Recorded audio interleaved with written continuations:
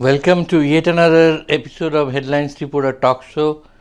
Today we have Amijas, an extremely distinguished person in his own right, an industrialist turned author, Mr. R.P. Gupta, whose book Turnaround India was released first time by Mr. Narendra Modi. So you can think of it, it's not just a simple book or yet another book. It has got something. And as you all know that for the last 2 years, all of us have been going through a very challenging times, so to say, and still we do not know what's up in store going forward. Maybe our GDP will come down. Why maybe it will come down? Because of the time that we have gone through. Then we'll have a kind of foreign exchange shortage also. Sovereign ratings will also come down. Foreign investment will eventually come down also. So all this taken together, we need the economy needs a solution which is out of the box. Since you have written these books with full of innovative suggestions, may I start with you by asking, what is the kind of out of the box solution that we need at this point in time? Well, among several other ideas, one idea I had suggested looking into the present situation, that is the gold monetization scheme. Right. Because India private gold stock is exceeding 25,000 tons, which is highest in the world. No country has got so much of private gold stock. So that innovative idea is how to use that private gold in a manner that it is a win-win situation for the gold holders who will be depositing with RBI and all that, and the other stakeholders in that manner. I have suggested that scheme.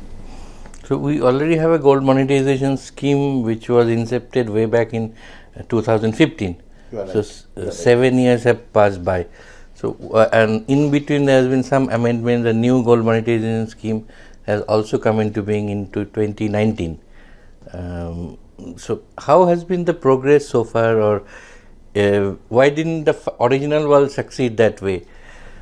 Your question is very right, that 7 years has crossed after 2015 and some amendments were also done. Despite this thing, it could not succeed. In fact,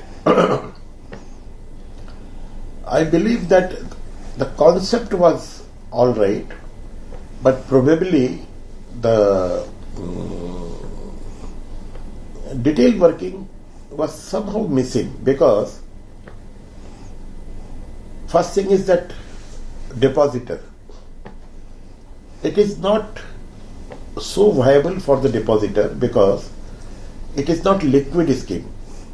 It is for fixed year deposits, 1 to 3 years, 3 to 5 years, 5 to 7 years, 7 to 12 years and all that. So people want that whenever they want to withdraw, they should be allowed that thing, which is not provided here. Easy liquidity. Easy liquidity, you are right. And another was the tax hazards. The tax implication should be predictable, which was missing. And on top of it, it is neither viable for banks nor viable for government. So any unviable scheme, financially viable, what I mean to say. Why I am saying financially not viable? Considering the inflation in the gold price. Inflation in the gold price and interest to the depositors and the service charges and all that, by virtue of which the overall cost of the scheme was going very high. So with unviable scheme, the focus was also, government focus was also missing, and they switched over to some other sovereign bond, gold bond and all that, instead of focusing on this thing. But I am sure if it is done in a manner which I have prescribed in my book, then it could be a game changer. So as you mentioned a few minutes back that there is a huge idle gold reserves in the hands of Indian public at large, because gold, over the years historically has been considered to be a very auspicious and sacrosanct kind of thing. So if one has to take that gold out of that idle reserve, they have to be lured with something else, or it has to be protected also. Very correct. So, what are the kind of things that should be given or offered to individuals who are holding huge gold assets or reserves? Well, first thing that I have been suggesting unusable jewelries and idle gold. Right. Not the usable jewelries and all that. Which, to my opinion, of course, no concrete data is available, but various estimates and all that, it could be exceeding 10,000 tons. And it is increasing day by day, every year. First thing that there has to be, scheme has to be liquid. Any day they want, they can encash it. I have suggested the same thing over there. And suitable model, how to do it this way. Number two, it has to be obviously interest bearing and all that. And third thing, in the existing scheme, the melting charges and all that has to be borne by the depositors. That should not be applicable to them. And as I told, tax matter should be clearly resolved. There should be predictable tax, and tax has to be designed in a manner that it is acceptable to the public. I have given a solution within the legal framework. Save and accept that for first 2 years, give some incentive over the legal framework, then you follow the legal framework. Minor incentives, not some major incentives and all that. This has to be dissimilar to long-term capital gains tax imposition. Yes, exactly. You are rightly told. First thing, that there are certain exemption limits. One is 500 grams for a married couple, 250 grams for individuals, 100 grams for, likewise some exemptions are there. So up to that thing there should be no incidence of the tax. Beyond that thing, what I have suggested, that if you ask that give me the purchase invoice, nobody can give, because most of the gold is inherited from the ancestor. Treat this as a zero price acquisition price. That means the today's price is the total capital gain. Treat like that. And long-term capital gain, you charge 10%. Now, if anybody has purchased, he has got a purchase invoice and all that, let him go and take the refund from the income tax department. So, this is what I have suggested within the legal framework. Of course, religious trust should be exempted totally, irrespective of the quantity. And number two, that I have suggested that for 2 years, government may consider, instead of 10%, as an incentive, I am putting the 5%. 1 year or 2 year, depending upon the response and all that.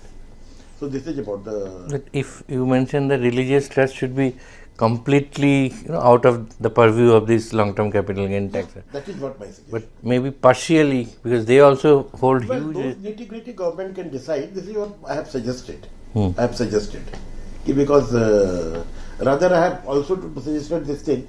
1 year interest you pay in advance, and lock-in period will be 1 year only. After that, if you want on demand any day, you can come and take the physical gold. If you want the cash, then that gold deposit certificate, which will be issued by RBI, it can be always sold in the market, and an adequate platform can be created. So practically there is no lockdown. Today they have deposited, tomorrow if they want to sell it, then in the cash they can go in collect the market. They want the gold back, then they have to wait for 1 year. But they did not wait for 7 years, 10 years as in the present scheme and all that. So this is for this purpose. Now coming to bank, I have totally isolated that they will be acting on behalf of RBI and they should get the service fee. I have suggested some service fee, and in my calculation that the earning will be about 63,000 crores is coming for over a period of 5 years in my calculation. Now everything is to be borne by RBI. Now RBI, that also, because I have given a typical calculation, and despite paying to banks and interest to the depositors and all that, they will be getting something like 43 or 44,000 crores over a period of 5 years. They will be also benefited. Now coming to government, in my estimate, within a period of 5 years, 12.5 trillion rupees is a conservative estimate. That much low cost, long tenure funds they can collect it from here. And not only that, the capital gain tax, I have estimated that about 1 trillion, 1 lakh crore, that will be also coming to the government. So that means everybody is in a win-win situation. Win-win situation. Nobody is loser. So banks and RBIs are getting fees for individual parking their golds there with them. But those, each and every transaction should be reflected in RBI's balance sheet also, no? To make things. In RBI balance sheet, very good question. In RBI balance sheet, this will be a domestic liability, but international assets, forex reserve. Currently, whatever reserves they are holding, those are international liability and international assets. It should be other way. Our country is having a net international liability, some 16% or something of that sort. I do not recollect the exact number. By virtue of this, it will be a net international asset surplus nation. To best of my knowledge, subject to checkup, probably UK is also not having a net international asset surplus status. To best of my knowledge, subject to checkup. I am not telling with the complete authority, but with my limited knowledge. So that will give a very high strength to our Indian currency. And once the Indian currency is strong, then any investor, global funds are flushed. Whatever you are seeing, $500-600 billion, it is nothing. It's a flushed financial market. Overall size of the global, if you talk, it is exceeding, sir, $200 trillion financial assets alone. If 0.5% of that comes, it becomes a big money for us. Big money for us. So what those financial investors want, they want a good yield. Nothing more than that. If your rupee is stable, the yield is supposed to be higher. And that money you put for the growth and development of the. And on top of it, what I have suggested also, that this gold deposit certificate, as it could be frequently traded in the exchange. So about 350 to 400 tons per year, people are only simply investing in the gold. Means they don't have requirement for their family and all that. As an asset, they are investing. Instead of into the physical gold, like shares, they will be buying this GDC. It's RBI certificate. Import will come down.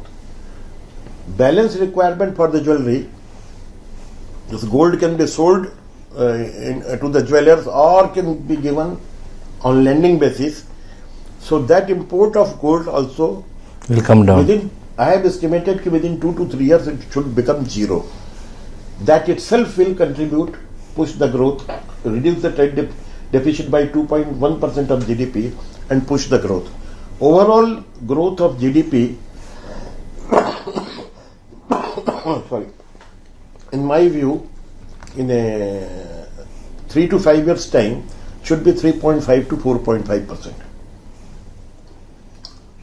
So on one hand, in terms of liquidity, it will be as good as equity. On the other, at one go, it will change India's status from being net international asset surplus. And gold import will also come down substantially. Thereby, whatever reserves we have, we can put it to productive and effective uses for development and infrastructure purpose. That is a caveat, this thing, that whatever funds we are getting, that should be productively utilized, including the building of the human capital, that is education, health and all that. That should be utilized. And to make it a transparent practice, it should be reflected on RBI's balance sheet so that so that one can keep track of what is the surplus from gold reserves. And I have suggested that at least 50% stock you should always maintain. 50% stock should be maintained. Though it may not be required, but for at least 2, 3, 4 years, it's not that whatever gold is coming, you are selling it off and all that. Whatever deposit you have, at least 50% you should maintain a reserve stock. Gradually, you can cut down to 25%, depending upon the situation and all that. So it might give some incentive to jewelers also to put their whatever it is they have. Jewelers, government has done the right thing in this revamped this thing. They have included in their team. Those should be included because they enjoy the trust of the depositor. Those should be included. They can be made a sub-agent of bank. That's what I was coming to. Yeah, depositing this thing. That's the right state government has taken. Recently in the revamp. But they're still not sub-agent of the banks per se. Yeah. They enjoy. The depositor will say, "आप कर दीजिए, चिंता नहीं है." Okay, I'll do it. So they will also have a surplus fund in their hand. Yeah. They will get the service fee for this thing, whatever doing this thing. They will get the gold on a loan also, or multiple business opportunities are with them. It's good that all the stakeholders should be taken in the team. That is how the nation grows. A lone government or a lone bank, they cannot do. Everybody should be taken into the team. It's ultimately good for the nation. So from moving on from gold monetization scheme to another problem area, which is also your pet subject as I was going through the book, lands. Acquisition of land or having land for industrial purposes, that's a major problem wherever you go across the country. So, particularly forest land, tribal lands. So, what kind of reforms that you would recommend so that, for mining, for industrial purposes, there is no dearth of land? We have to understand that unlike other nations, two typical things are with India. We have 16% population of the world, but land 2.6% only. That means per capita land is low, very low, could be less than 1/5. Another thing is, unlike other nations, most of the land is in the private hands. I mean, not in the government hands. Majority of them. And fragmented lots, plots and all that. Under this situation now, lot of projects are held up. Even the infrastructure projects, they are not able to take it up. So we have to do something out of box manner and all that. I propose the first thing, which might be a controversial, that some portion of forest land should be released. Now this appears to be very highly controversial. Like, I'm not bothering about the environment and all that. It's not that, sir. I'm engineer. I'm aware about the environment, and environment should not be compromised. You're not talking about the whole of it, a part of it. No. Let me complete it. You see, environment protection we are doing from the green cover, not the forest land. Countries has given, I think 27% to best of my remembrance. I have to check up. 27% of the total land, 27 or 23% of the total land as a forest land. Out of the total forest land, only 10% has got a dense forest. 50% forest land is nominal forest only, nominal trees, and 40% nil trees. There is no tree. अरे भाई आप 2% कम से कम उसमें release कर दीजिए, and for balance you develop the forest in the balance land. If 2%, 3% land of forest land is released, what is wrong in it? Because you develop the forest, don't preoccupy the land. You have got enough 90% land to develop. So far you have covered only 10% as a dense forest. This is one. Same way, another controversial suggestion, I think forest was 23 and 27% is agro land.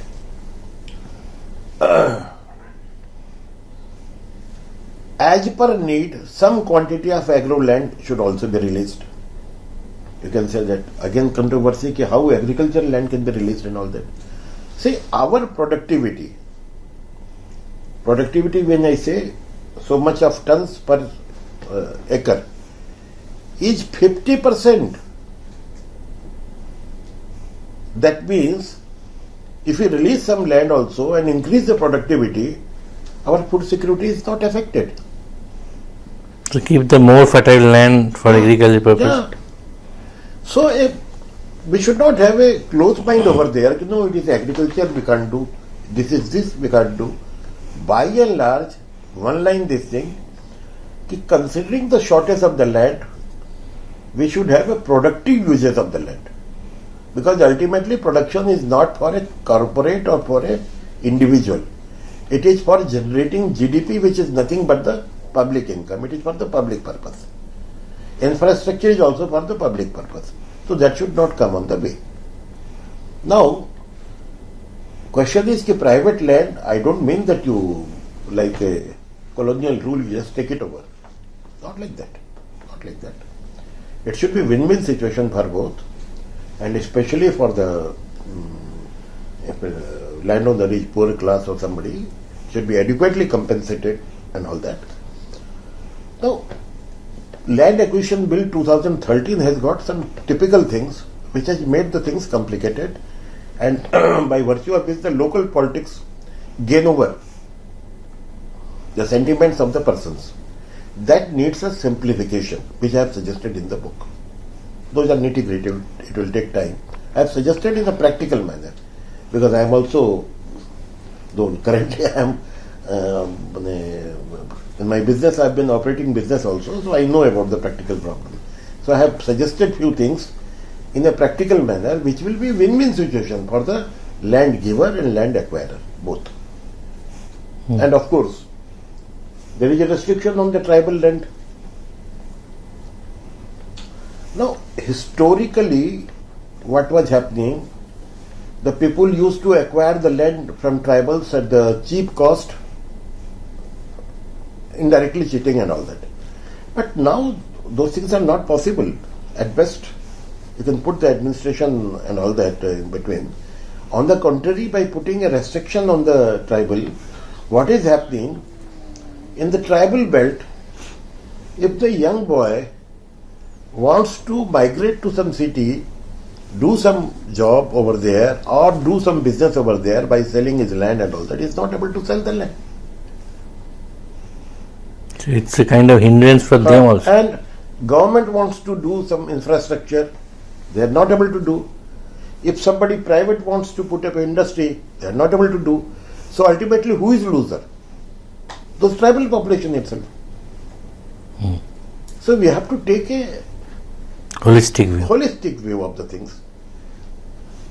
Okay, whatever legacy we had in the past, it was these then required. But with the change of time and all that, we should be with open mind, by and large good for the public, development of the nation. This is what I have, of course, nitty-gritty, I have suggested this amendment, that amendment. Likewise, I have suggested over there. Minerals.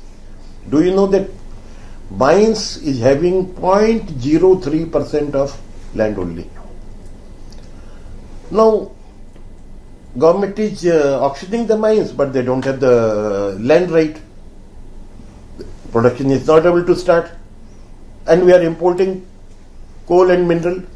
Coal import itself is roughly 200 or 250 million tons in this range, whereas we are the second largest or third largest coal deposit in the country. Now if I say Mumbai, see the land price, you can't afford to have a house. Why can't we increase the FSI? Why can't we release the forest land and agricultural land attached to the city? Because for jobs and everybody rushes to the cities and metros, and there the land is so costly that houses, affordable houses are not available. So we should have a holistic view on the land price And not only that thing. Now, So for migrant laborers and workers, that's a Yeah. major problem. rather I will say service providers, poor persons, driver, this, that, and all that. Where do they stay? That we have to take a holistic view. The details I have suggested over there, how to reduce change of FSI is one thing, release of adjoining your forest and agriculture land to the city is another thing. Likewise, some changes has to be done. And then for, as you told, for labours and all that, cheap type of land can be given. If the land cost comes down, I am sure hospitals, the schools, they will also come over there. Now, private, in the private, they are not able to come with for the cost of land. All commercial activity, even a shopkeeper, if you see his balance sheet, a small shopkeeper's balance sheet, his substantial expenses are rent. That will come down. So the public will be benefited. We should economize the cost of the land. At sometimes seems you also have a big background of an industrialist running your own business.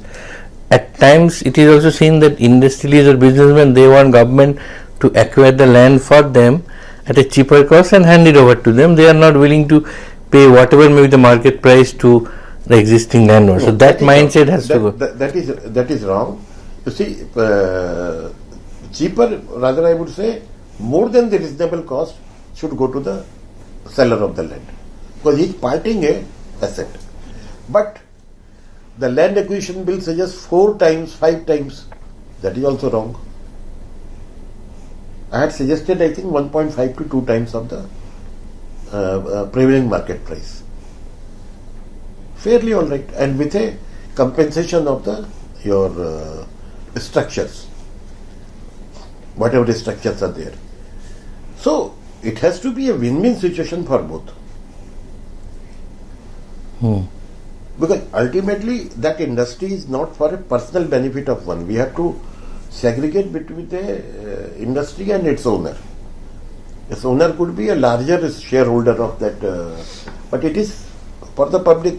I have repeatedly mentioned that any productive assets, irrespective of private or this thing, it should be treated as a national asset, irrespective of the management control, because they contribute to the GDP, they contribute to the public income and everything. But first preference, जैसे घर में जो week आदमी होता है उसका favour होता है, तो वैसे ही obviously when the favor comes between an industry and a poor landowner, favor should go to the landowner. It is natural.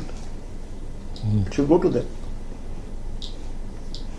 There are places where even government organization, government bodies, they also hold huge parcel of lands which are of no use. So at times they cannot be converted into. Should be. As I told you in the beginning, land should be for the productive uses, especially in the cities and metros. Productive means providing a residential accommodation is also productive uses. Absolutely. Providing a hospital or a school or any shop and establishment or office, all are productive uses. Social infrastructure. Yeah. Railways also have huge parcel of lands all They have to across the keep country. something for their future expansion and all that, but they can better identify which can be released and all that. But for expansion and all that, they have to keep some surplus land. Like any other industries, they keep some land for expansion and all that. Now, A holistic policy has to be done, taking, there should not be too much of restrictions. Those should be removed, to my opinion. so coming to railways, that suddenly it has come to my mind. You have some thoughts on railways also. There was a lot of talks on railways privatization, private. That has been So what are your thoughts on that? Pet chapter, in fact. I wonder whether you have so much of time.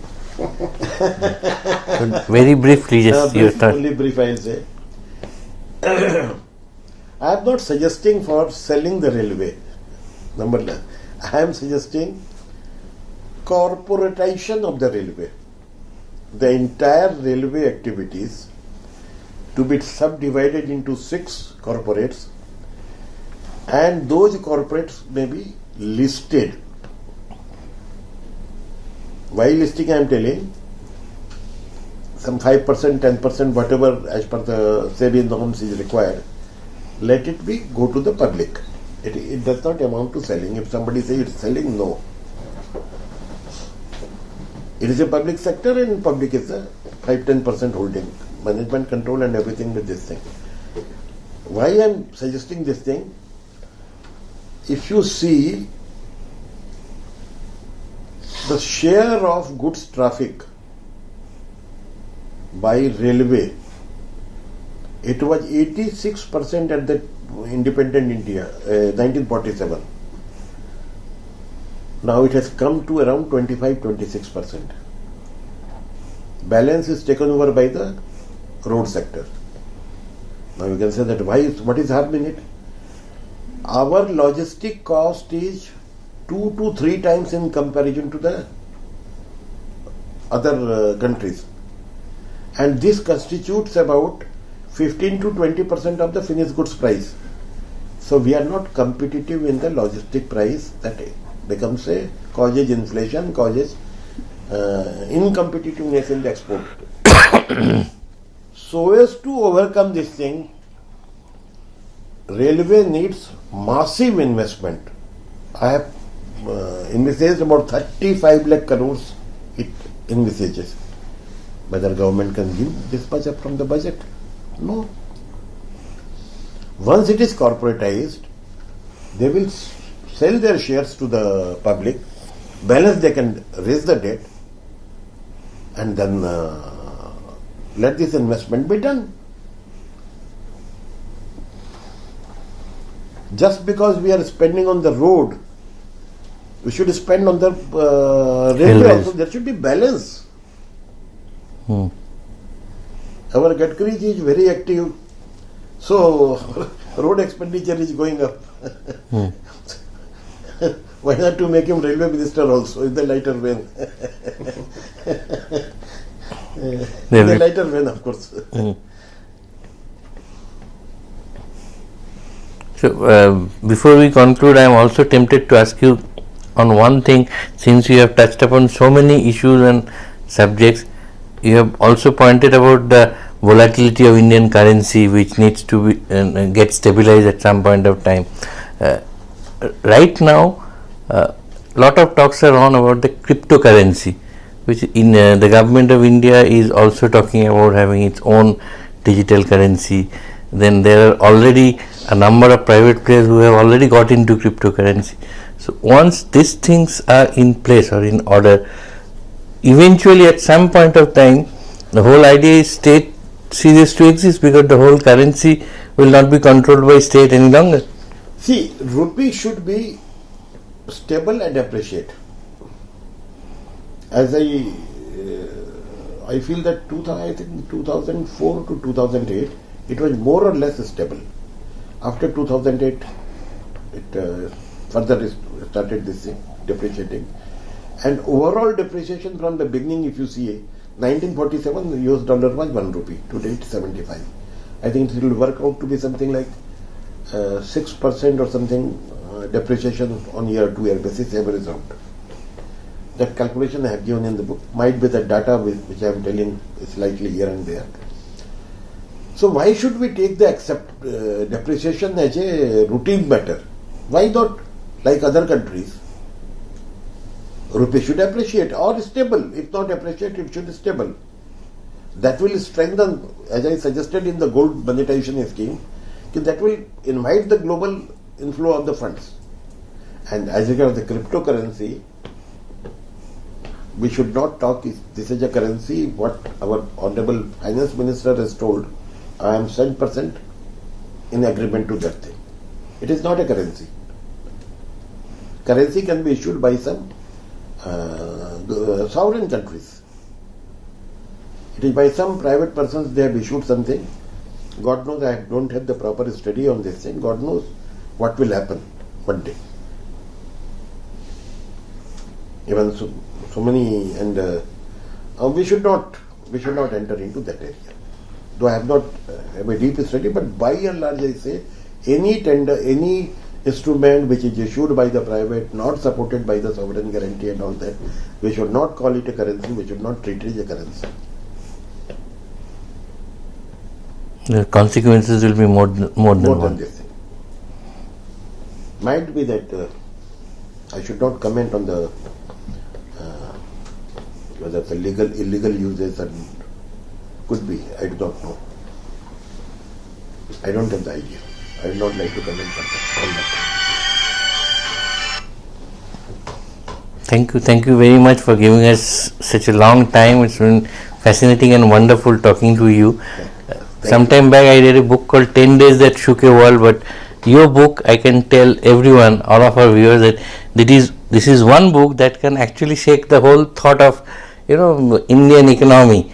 So it's a must read book, a lot of thought, lot of food for thought, I should say, and thought provoking thoughts also, which will lead to further thoughts. I am sure we'll have many more editions of this book as we move along, and we'll get many more opportunities to talk to you. There will be full of activities by then. Thank you very much once again.